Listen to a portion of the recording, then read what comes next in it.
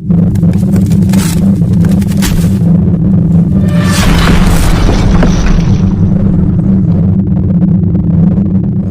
Lord, जय मसीह की सबको। सो परमेश्वर का धन्यवाद हो आज एक बार फिर से सुंदर समय के लिए। मेरे प्यारो, आज हम बाइबल के कुछ सत्य तथ्य को देखने के लिए जा रहे हैं। सो विषय में जाने से पहले आप हमारे चैनल जाने वचन की सच्चाई को सब्सक्राइब कर लें, बेल के आइकन को दबा लें, ताकि जब भी हम कोई नया विषय या नई क्लास लेकर आएँ तो उसका नोटिफिकेशन आपको मिलता रहे। मेरे प्यारो, एक वचन हम सबसे पहले देखेंगे, उसके बाद में हम विषय को क्लियर करेंगे। सो आप मेरे साथ पढ़िए निर्गमन उसका 14 का 13। निर्गमन की किताब 14 अध्याय उसका 13 वचन। मूसा ने लोगों से कहा, डरो मत, खड़े खड़े वह उद्धार का काम देखो, यो यहोवा आज तुम्हारे लिए करेगा। जिन मिस्रियों को तुम आज देखते हो उनको फिर कभी ना देखोगे। यहोवा आप ही तुम्हारे लिए लड़ेगा, इसलिए तुम चुपचाप रहो। सो मेरे प्यारो, इधर जब मूसा इस मिस्र की गुलामी में से इस्राएलियों को निकाल कर लाया, चलते चलते रास्ते में सामने में लाल समुंदर आ गया, रास्ता नहीं है आगे जाने के लिए, और इन्होंने इधर ही डेरे लगाए। और जब डेरे डाल के बैठे हैं तो उधर फ़ैरो का मन कठोर हो गया। उन्होंने सोचा कि चलो हम दोबारा इस्राएलियों को पकड़ कर लाएंगे करके।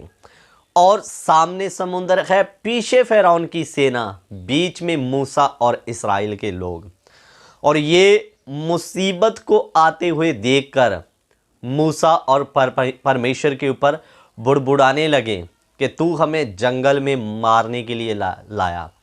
तब मूसा इनको कहता, डरो मत, चुपचाप तुम खड़े रहो और परमेश्वर के उद्धार के कार्य को देखो, परमेश्वर स्वयं आपके लिए लड़ेगा।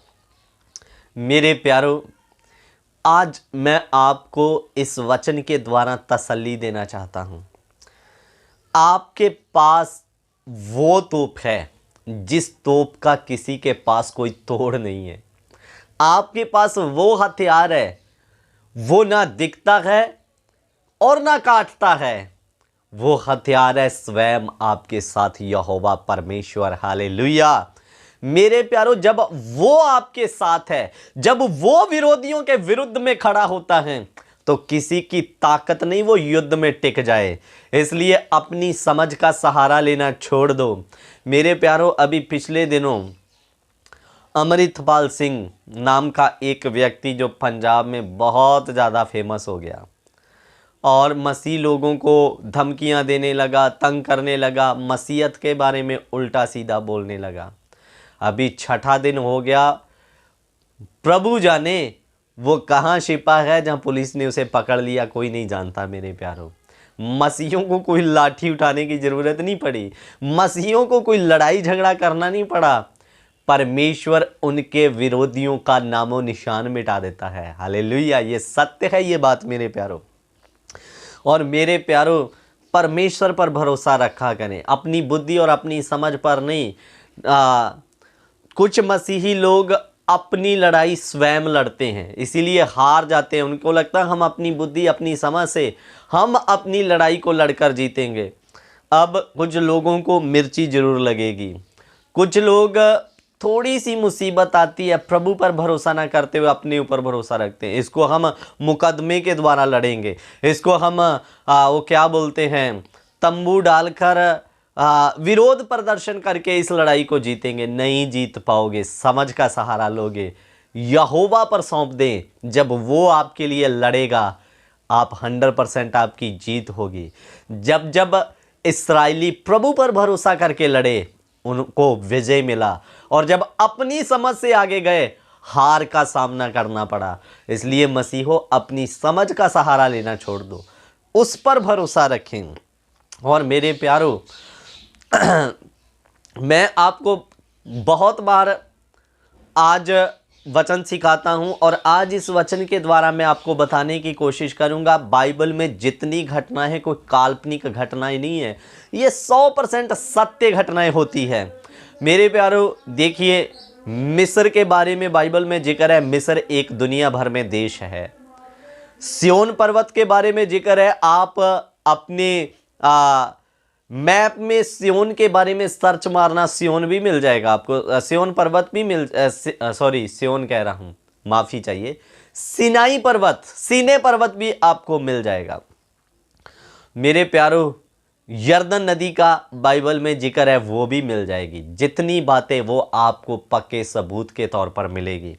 मेरे प्यारो, मिस्री जब इसराइलियों के पीछे आए, सामने पहाड़ जैसा लाल समुंदर जिसमें अब पार होना इसराइलियों को मुश्किल लग रहा था, लेकिन परमेश्वर ने उस लाल समुंदर जैसी बाधा को दो भाग करके बीच में से इसराइलियों को रास्ता निकाल कर दे दिया। इसराइली पार हो गए और उसके बाद में फ़िरौन की सेना भी पीछे गई। और फ़िरौन की सेना के साथ क्या हुआ हम पढ़ेंगे 14 का 25। और उसने उनके रथों के पहिए को निकाल डाला, जिससे उनका चलना कठिन हो गया। तब मिस्री आपस में कहने लगे, आओ हम इसराइलियों के सामने से भागें, क्योंकि यहोवा उनकी ओर से मिस्रियों के विरुद्ध में युद्ध कर रहा है। हालेलुया। दुश्मन स्वयं तितर-बितर हो जाता है जब यहोवा आपके लिए लड़ता है, पता ही नहीं चलता किधर चला गया। प्रूफ के तौर पर अभी पंजाब की घटना को आप ले लीजिए, और वो कहते हैं, आओ हम इसराइलियों के सामने से भागें, क्योंकि उनकी ओर से उनका परमेश्वर यहोवा स्वयं लड़ रहा है। फिर आगे, फिर यहोवा ने मूसा से कहा, अपना हाथ समुद्र के ऊपर बढ़ा कि जल मिस्रियों और उनके रथों और सवारों पर बहने लगे। मेरे प्यारो, जब मूसा ने दोबारा समुद्र की ओर हाथ बढ़ाया तो जो बीच में से रास्ता निकला था, दो भाग हो गया था पानी, वो आपस में जुड़ गया और मिस्रियों के रथ और सेना उस लाल समुद्र में डूबकर मर गई। मेरे प्यारो, बहुत सारे लोग कहेंगे ये काल्पनिक घटनाएं हैं।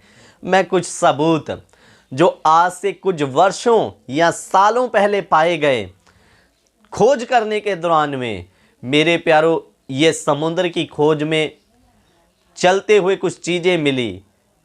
ये आप फोटो देख सकते हैं, ये पहला फोटो देखिए। ये कुछ रथों के पहिए हैं जो पानी में ज़्यादा समय रहने के कारण जिनका हालत पूरी तरह से ख़राब हो चुका है, लेकिन ये रथों के पहिए हैं। ये कुछ सालों पहले कुछ खोजियों को, कुछ वैज्ञानिकों को पानी में खोज करने के दौरान मिले थे। ये वही फ़िरौन की सेना के रथों के पहिए हैं जो पानी में वो डूबकर मर गए थे, उनके रथों के पहिए निकाल दिए गए थे। तस्वीरों को देखें। और मेरे प्यारो, क्यों मैं ये सब चीज़ें आपको बता रहा हूँ? इसलिए कि बाइबल की कोई घटना झूठी नहीं, जो लिखा गया सबूत के तौर पर वो चीज़ें हमें मिलती है। मेरे प्यारो, फ़िरौन की सेना मरी, डूबकर मरी, यहोवा ने पानी को दोबारा जोड़ दिया। ये सारी बातें क्लियर है और सत्य है और तथ्यों के साथ है मेरे प्यारो। और इसलिए बाइबल का हर एक लिखा गया वचन सत्य है, 100% सत्य है मेरे प्यारो। इसलिए वचन में लिखा जमीन आसमान टल जाएंगे, लेकिन मेरा कहा गया वचन कभी नहीं टलेगा। वो पूरा होता है, पूरा होता रहेगा। युगानुयुग मसीह का वचन सत्य रहेगा मेरे प्यारो। और लास्ट में यही कहना चाहता हूँ, समझ से ना चले, यहोवा पर छोड़ दें, वो स्वयं आपके लिए लड़ेगा। प्रभु आप सबों को इन वचनों के द्वारा आशीष